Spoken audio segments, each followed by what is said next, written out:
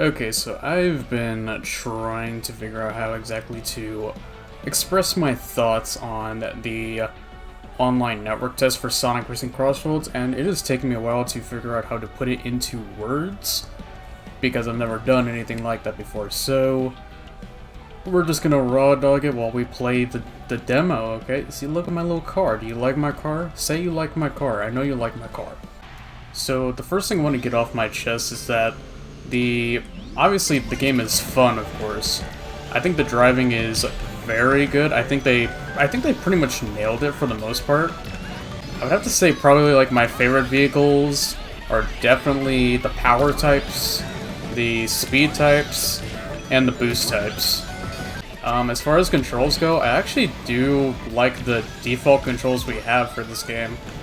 I thought maybe I would prefer possibly the Team Sonic Racing controls, but honestly, the default controls, they're pretty good as it is. Also, I am losing right now, and I don't know why that is. I normally don't lose to the CPU at all. I'm usually always in the front, but I'm not right now. There we go. Peace is now restored. Another thing I really like is the car customization. I think it's going to go really, really hard in the final game. What we have by default in like the online network test, and even the demo is, it's pretty expansive. I like how, you know, we can choose the colors, we can choose the materials that our cars are made out of.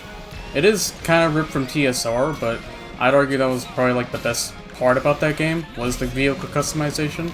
And of course, you know, we have the added stickers, and oh yeah, the auras. I think the auras are a bit useless though, because like they're only visible when you're at a standstill. When you actually start a race, the aura just disappears. Let me talk a little bit about like the item balancing. As far as that goes, it doesn't feel too unbalanced to me. Like some of the stuff I definitely do kind of hate, like the shuriken and the anvil sometimes get on my nerves. But I mean, that's really about it. I don't really see a problem with most of the other items. I do think that you shouldn't be able to have a reticle with the green boxing glove. You know, I feel like that's supposed to be like their green shell equivalent, don't you think? And like the red box glove is their red shell equivalent. But yeah, as far as that goes, I think all of that is perfectly fine. It's not unbalanced in my opinion. It doesn't look as bad as it did in the first network test, but then again, I didn't play that one, so I don't really know how bad it was. I only just saw footage, that's about it. Oh yeah, let me talk about the online matchmaking a little bit. So, sometimes it had moments where it would be fine back to back to back, but then there would also be times where it would like not function at all, period, back to back. Like there are many times where like we're about to start a race, but then there's a network error, and I got kicked out of the race. Also, it looked like a lot of people had to deal with like getting kicked out of like their friends' lobbies sometimes, and I mean that's just not good. Hopefully that can get fixed. I mean, that's the whole point of the network test, to see what needs fixing. Oh yeah, boat controls. I like how the boat controls a lot. I like that it's like a bounce instead of a drift. You don't get to choose, Amy. I'm sorry. Okay, I'm gonna be honest, I forgot what I was talking about before. Crap. Yeah, no, matchmaking was what I was talking about. Yeah, I do hope it gets fixed in the final game. That's a problem if it just keeps breaking like that. As far as online modes, I like the standard, you know, ranked racing. You know, it felt good climbing up the ranks. I didn't really like the festival mode. It's fun, but not that fun. I do see people getting a kick out of that mode though, if they really like Team Sonic Racing. The gadgets, that's another thing I want to talk about. I do really like a lot of the gadgets. I think a few maybe like overpowered. No, not overpowered, just kind of dumb, like we don't really need to have them. For instance, the monster truck one, I mean, it's not like it's gonna win you any races. I mean, it's not. Most of the time people only use that one for the Apotos track.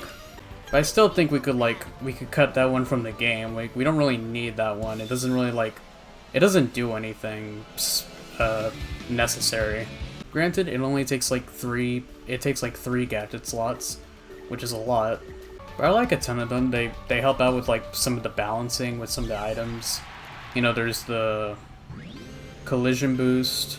There's the quick recovery for any of the extreme gear people, because I hear apparently using extreme gear can make you like lose speed faster when you get hit by an item. There's the faster tricks, which you could argue they're probably not that useful, but I don't know, I usually like having the faster tricks on. One thing I'm super excited for is the collaborations they're doing. I'm very excited about the SpongeBob one, as well as the Pac-Man one. I think that's really cool that that's coming to the game. I especially love that they brought back the Werehog for this game, because Unleashed is probably my favorite of the 3D Sonic games. I think as far as content goes for what I'll do with this game is I'm gonna definitely do like episodes on like all the Grand Prix, as well as doing like online racing videos. Like, it'll probably be like a mix between the two. Like, every other video is an online video, and every other video is a Grand Prix video. And, you know, maybe I'll also try doing videos dedicated to every character. But yeah, overall, I'm like super pleased with how the game is so far. Again, love the driving, love how the driving feels. Cars and Extreme Gear alike. I prefer Extreme Gear, but the cars also feel fine. Gadgets are cool.